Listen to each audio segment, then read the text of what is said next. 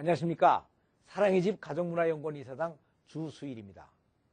사도 베드로는 베드로전서 3장 7절에서 남편 된 자들아 이와 같이 지식을 따라 너희 아내와 동거하고 저는 더 연약한 그릇이요 생명의 은혜를 유업으로 함께 받을 자로 알아 귀히 여기라.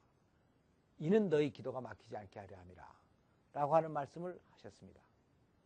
이 말씀은 아내와 같이 살 때에 무식하게 주먹국으로 살지 말고 지식을 따라 살아야 된다는 것을 말씀하신 것입니다. 그런데 이렇게 해야 하는 이유가 아내는 연약한 그릇이기 때문이라는 것입니다. 아내는 신체적으로 남자에 비해서 연약합니다. 그리고 심리적으로도 아주 연약합니다. 심리적으로 연약하다는 말은 마음이 여려서 상처를 잘 받고 잘 비친다는 것을 의미합니다. 그리고 아내를 그릇이라고 비유했는데 그릇이라는 것은 잘 쓰면 아주 유용하지만 잘못 다루면 깨어져서 아무짝에도 쓸모가 없이 되는 것은 물론 날카롭게 된 부분이 다른 사람들에게 큰 상처를 주게 된다는 것입니다. 그러니까 남편들은 아내를 다룰 때 특별히 깨트리지 않도록 조심하고 귀히 여겨야 되는 것입니다. 그런데 흔히 사람들은 연약한 것은 나약한 것이라고 나쁜 것이라고 생각을 합니다. 그런데 사실 연약하다는 것은 섬세하고 부드러운 것으로 그렇게 나쁜 것이 아닙니다. 남성들의 거칠고 험한 성격을 커버해주는 좋은 것입니다. 그래서 여자는 여성답게 부드러워져야 되고 남성은 남성답게 강인해져야 되는 것입니다.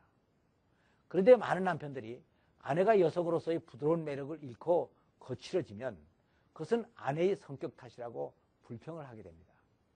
그런데 사실 아내가 그렇게 거칠어진 것은 다 남편의 책임이 큰 것입니다. 아내가 거칠어진 것은 남편의 사랑을 충분히 받지 못해서 나타나는 현상이기 때문입니다. 채소를 재배해보면 척박한 땅에서 자라난 채소는 질기고 뻣뻣합니다. 그러나 기름진 땅에서 자라난 채소는 아주 부드럽고 맛도 좋은 것입니다. 아내도 마찬가지입니다. 남편의 자상한 사랑을 충분히 받은 아내는 여성다워지고 부드러워지지만 사랑을 충분히 받지 못하고 거칠게 취급을 당한 아내는 거기에 적응하기 위하여 강인해지고 결국은 거칠어지고 여성으로서의 매력을 잃게 되는 것입니다. 한 번은 제가 부부 세미나를 인도하기 위해서 미주 지역에 가서 한 장로님의 집에 묵게 되었습니다. 이 장로님은 오래전에 이민을 와서 부부가 같이 장사를 하여 고생 끝에 돈을 많이 벌었고 좋은 집까지 장만해서 강사인 저희 부부를 자기 집으로까지 초청을 했던 것입니다. 그리고 교회에서도 교인들로부터 많은 존경을 받고 있었습니다. 그리고 그 부인인 권사님도 아주 활동적이고 능력이 있었습니다. 그래서 공항에도 권사님이 마중을 나왔고 우리를 계속 안내를 했고 식사를 대접하고 방을 직접 치워주고 모든 것을 다 잘해 주었습니다. 그런데 좀 이상한 것은 그 권사님의 언행이 아주 거칠고 남성적이고 표정도 그렇게 밝은 편이 아니었다는 것입니다. 그래서 처음에는 권사님 성격이 원래 그저 그런가 보다 하고 단순히 생각을 했었습니다.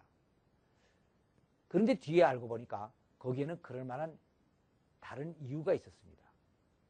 그것은 이 권사님이 남편으로부터 자상한 사랑을 제대로 받지 못했다는 것이었습니다. 그러나 이것은 본인도 이민을 와서 힘든 생활을 하다 보니까 그럴 수밖에 없었다 하고 이해를 하고 그대로 살아왔습니다. 문제가 좀 있었다면 장로님이 너무 구세대적이고 율법적이어서 아내에 대해서 엄격하게만 했다는 것이었습니다. 그런데 이것이 아내를 억척스러운 생활인으로 만들고 또 여인으로서의 매력을 잃게 만들었던 것입니다. 그래서 세미나의 프로그램 중에서 참석자들에게 자기 남편과 아내의 장점을 20가지씩 쓰게 했었습니다. 그리고 다 쓴 다음에 그 부부를 보았습니다. 그랬더니 권사님은 남편이 하나님을 사랑한다, 교회를 열심히 봉사한다, 사업적인 능력이 있다 하는 등의 장로님이 외적인 장점만을 썼지 남편으로서의 좋은 점은 전혀 쓰지를 못했습니다. 그리고 장로님도 권사님에 대해서 살림을 잘한다, 신앙이 좋다, 대인관계가 좋다 하는 등의 외형적인 장점들만 썼지 다른 것들에 대해서는 쓰지를 못했습니다. 그래서 제가 아니 두 분은 남편으로서 또는 아내로서의 좋은 점은 하나도 없으세요? 하고 물었습니다. 그랬더니 두 분은 다 그런 것들은 별로 생각해 보지를 않았는데요 하고 대답을 하는 것이었습니다. 그리고 두 분은 호칭까지도 서로 장로님, 권사님으로 불렀습니다. 그러니까 이 부부는 남편과 아내가 같이 사는 것이 아니고 장로님과 권사님이 같이 사는 것이었습니다. 그런데 이 부부가 이렇게 살아온 문제점이 그 후에야 드러났습니다. 권사님이 이제 애들도 다 커서 다 대학에 들어갔으니까 한국으로 혼자 나와서 몇 년 동안 신학 공부를 하기로 했다는 것이었습니다. 그런데 그 뒤에 저희 아내와 그 권사님이 솔직히 얘기를 하면서 드러난 사실은 아내가 꼭 신학 공부를 하기 위해서 한국에 나오려는 것이 아니었고 남편과 같이 사는 것이 지겨워서 남편으로부터 좀 떠나고 싶어서 나오려고 했다는 것이었습니다. 그런데 남편은 그런 속내용을 전혀 모르고 신학 공부는 좋은 일이니까 하라고 했다는 것이었습니다.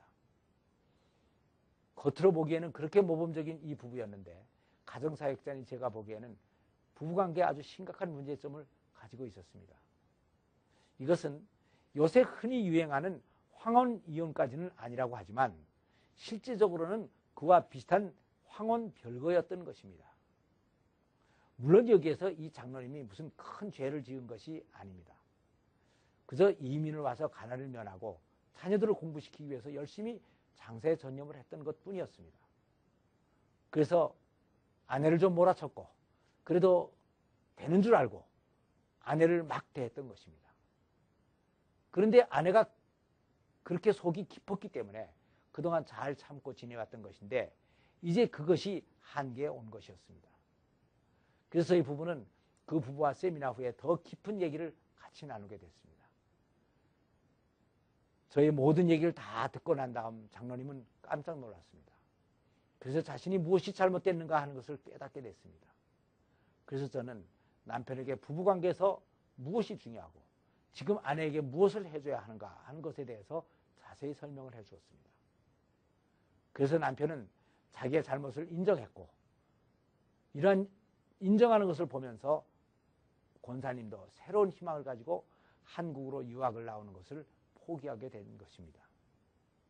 이 부분은 그동안 불행하지는 않았습니다. 그러나 행복한 것도 아니었습니다. 그래서 불행하지 않다는 것이 사실 행복하다는 것이 아닙니다. 그래서 이 권사님은 자녀들까지 다 키우는 자기 책임을 완수하고 그 다음에는 자기의 행복을 찾아보려고 했던 것입니다. 인간은 누구나 행복을 위해서 살지 불행을 면하기 위해서 살지를 않습니다.